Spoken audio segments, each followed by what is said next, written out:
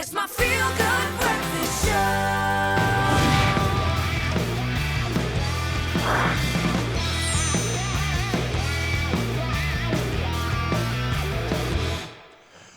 What is he thinking about while he rocks out to that music? He's thinking about the amazing films that he has brought us this week. Expresso's really doing a number on distinguished gentlemen.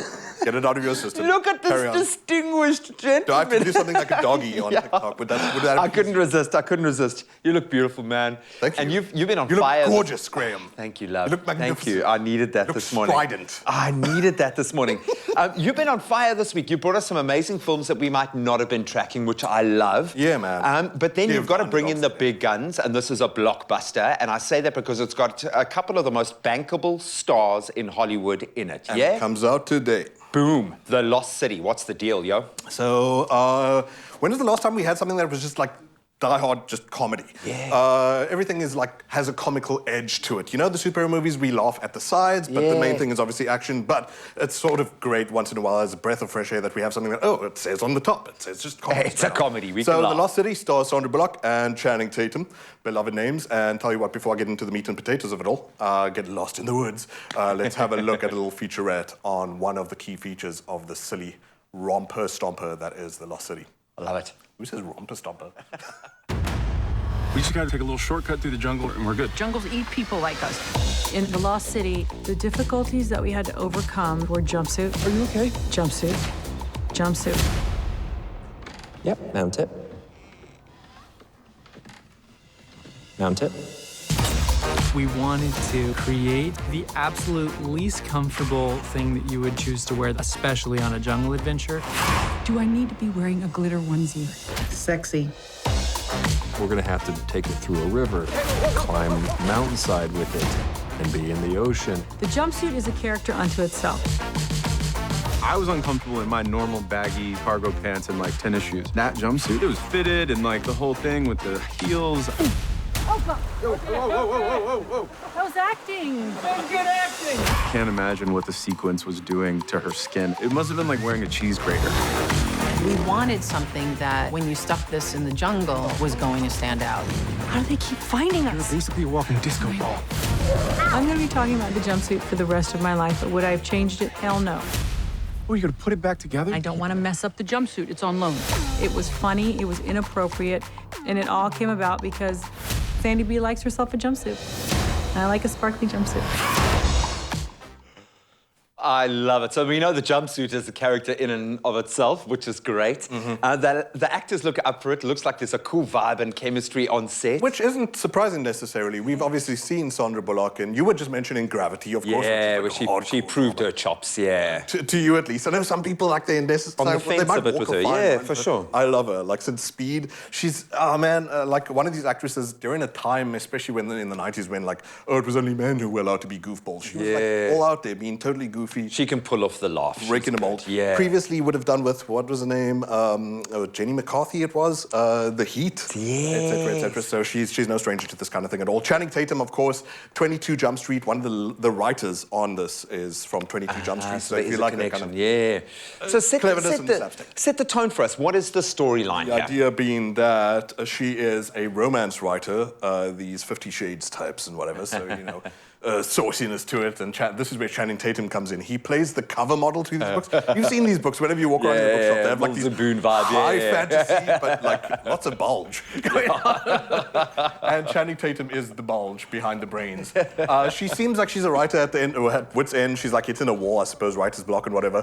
And so in the ridiculousness that is her genre, sometimes she sort of is losing belief, whereas Channing Tatum is gaining way too much belief, as you can see, in character completely. And we'll show you a bit later about how he talks about how the wig is its own character as well. So he totally absorbs the character that she wrote for him. And yeah, she's so, you know, she's at one end, he's at the other. Both of them, however, get kidnapped. Well, she gets kidnapped by a multi-billionaire. This is Daniel Radcliffe, who plays the bad guy in this. Apparently half comedy and half pretty dark, actually. Who grabs her away to an island that she wrote about with her ex-husband, who was an archaeologist. So she thought it was just fantasy, but obviously on the island there's this lost maybe city. there is an actual lost city. So the silly, like, you know, roller coaster vibe to it too. Like every the Rock movie that has ever existed, you know. Like, it's 4 in every 5 movies he does that's set in a jungle, isn't it? Jumanji and Because whatever. action is better in a jungle, man. Which, yeah, so look, there are a bunch of explosions here and there, and there's actually a fine cameo, it seems. I've not seen this myself, by the way. This is just a preview, South Africa, by Brad Pitt, who plays like... So Channing Tatum is the dude who absolutely doesn't know what he's doing. He says he's got a license in CrossFit. Don't worry, everyone, he's got it under control. Brad Pitt, however, swoops in to save the day as a CIA agent. He is actually the guy. Yeah. And then there's obviously tension in the love triangle kind of situation. Channing Tatum starts developing feelings, etc. So half rom-com, mostly comedy, I'm pretty sure of it. I love this, because this, for me, one of the coolest films in this genre is Romancing the Stone. And there's That's absolutely what it's based on. There Oh, you go. fantastic, which was a classic, a cinematic classic. That's an when you impressive get the best out of your actors in that space. Yeah. Do you think it's going to stand up from what you see? We know what it is, man. It's Yeah. like it's a popcorn movie. We know it's not going to necessarily be like necessarily in the classic mold of things, because that's from a time and a place, and now you're making an adaptation of that kind of thing. It's going to hit the spot, I'm sure of that. I love Channing Tatum. He's one of the best things about 22 Jump Street, 21 Jump Street. Yeah, he's a funny Sandra guy, Bullock man. is, like I said, just such a natural goof, almost that same kind of like air to her about like Jennifer Aniston type goofiness type or whatever. Who cares? Whatever. We're not talking about Jennifer Aniston. Sandra Bullock, Harry Potter, Channing Tatum, all today in South Africa, The Lost City. But the last and probably most important character is one of Channing Tatum's favorite, and that helped him get in the mode of things. How about we have a look at the His wig? wig, I love it. You knew it was coming.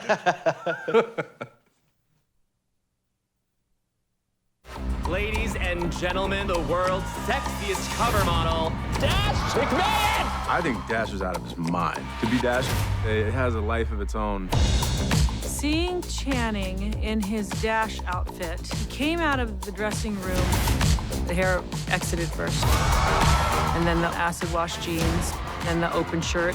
I think there's a limit to how many buttons can be buttoned, which is basically one. He's a brilliant actor. Some of the stuff he does as Dash in this movie, there's a moment where he blows out a candle and then continues to use it to search for light. I was pretty nervous about the whole wig situation. I wasn't ready for what it was gonna do to me, like, spiritually. Just sort of like suction cups to my head, and then all of a sudden, Dash is there. The hair flings and the, you know, it just, he should never have a mane like that because it just takes over his personality. I sort of blacked out. The wig is actually in control. It manipulates you, and you're just a pawn in its game. I need a wig. I need that I feel like wig. you went through a phase in life Oh, where buddy. the wig manipulated you, But this the is long weaving hair. all sorts of things together. So you were joking about no one looks good with long hair, but Brad Pitt... Fabio. I was just thinking of Fabio. Yeah, Fabio, exactly. Who that looks like one a lion, multi-candle. that one lion with the big mane, and Brad Pitt in Legends of the Fall. And this seems to be tying together these archetypal, like, ultimate leading men, but taking the Mickey out of them completely. This is all which thanks, great. obviously, to like going back to Anchorman, where it's the hyper-confident doofus. And clearly Channing Tatum pulls this off here too. Comedy gold, I'm sure, might not, stick the course the same way some of your classics you remember do, but comedy that hits the spot in a time where the last comedy we had was when? Can't really think Yeah, of offhand. exactly. We need a reason to laugh, and Turning the best Red part was is... hilarious. It's still out. Watch that, but this one too should be. And it's on today. So go and get your own popcorn, make up your own mind, and go and have a good laugh as you get lost in the Lost City. Flick it, Gwen. It's my feel-good breakfast show.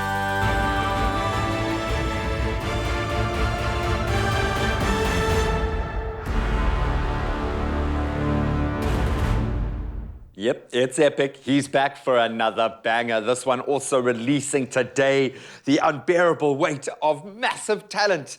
Nick Cage is back. Isn't that one of the most pretentious titles you've ever heard? Oh, I For love good it. reason. For good reason, yeah, man. And Nicolas Cage is Nicolas Cage, yeah? That's hard to say. It's really hard to say. So again, just a disclaimer, I've not seen this myself, but I know I'm probably going to go see it at least 3 times because it looks... It looks mint. Really Yeah, funny. it looks really, really fun. But tell you what, how about we just let it speak for itself? Yes. If it can, because it's really kind of weird. Here's a little scene from the unbearable lightness of Massive Talent coming out today.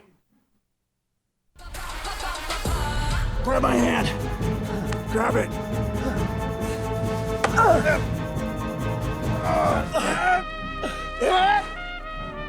But then we will both die, and I could never live with myself after that, so you let go! You let go!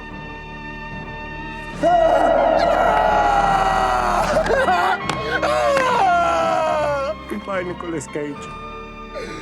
I'll never forget you, Rams. I'll never forget you. Now you get the hell out of here! You go!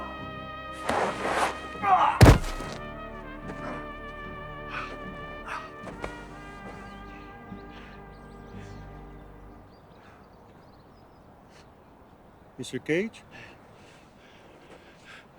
Javi? Buddy. Hey. Where'd you come from?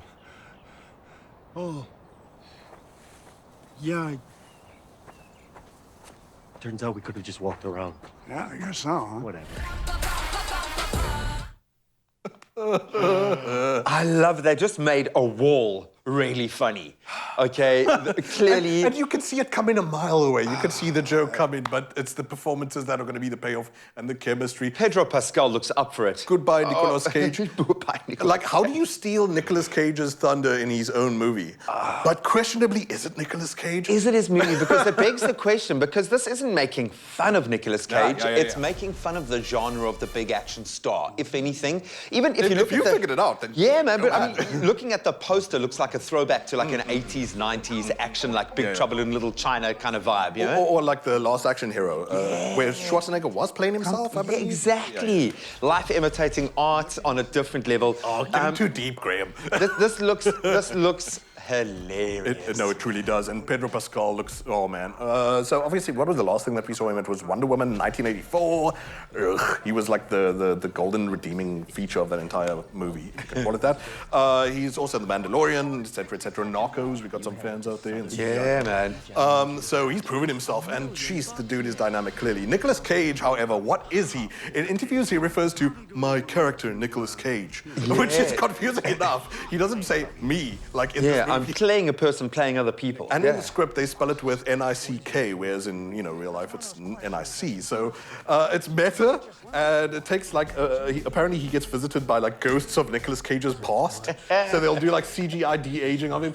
They make him look at his own corny sort of CV. Because, look, no, Face Off is beautiful. Face Off is actually brilliant. No, whatever. This is going to be a huge coming out party for all of us. We're all going to, like, one by one, I think, go on social media and admit, Nicolas Cage is one of the greatest gifts to mankind, to humankind, to personkind. Oh, for sure, man. And this looks like a great romantic story. Shame. Ike Barinholtz as well is hilarious. Tiffany Haddish is hilarious. I don't need to tell you about those people. But what is he doing in this movie? So we were talking earlier, you and I, about like, so Paulie Shaw did one Shame way. Sure, he's like a little cultural archetype of us too, of our growing up, of our nostalgia. Kind of playing himself. But like, how do you do these kind of movies with this tightrope of, oh, Nicolas Cage, don't worry, we're ripping off your body of work, versus we're writing some sort of love letter to you?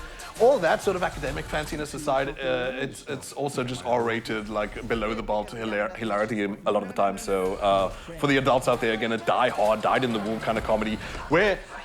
Okay, jeez, I suppose I should tell you what the story is. Yeah, what actually happens to Nick? Nicolas Cage, playing Nicolas Cage with a K, is at the end of his career's rope. He's bankrupt and he decides he has to do anything for his money. So his agent, Neil Patrick Harris, tells him that he knows of this billionaire in Spain.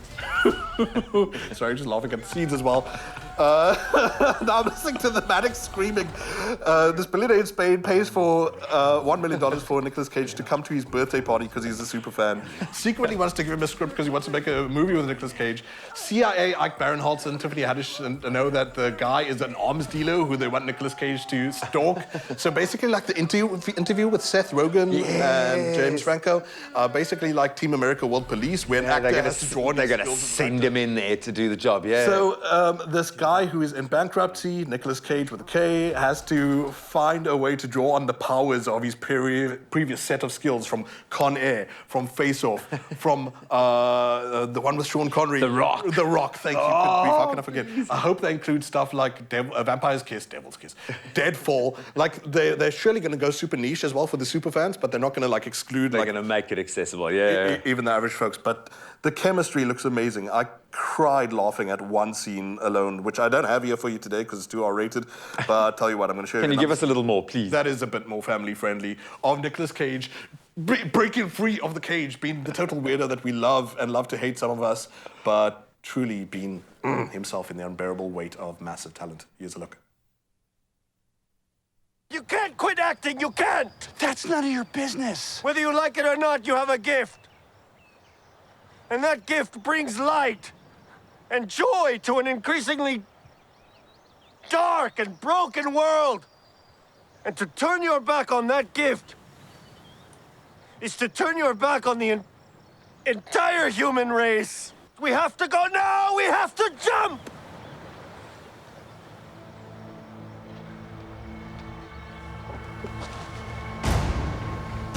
You're in an untenable situation. You know that, right? Then let's get you out of here alive.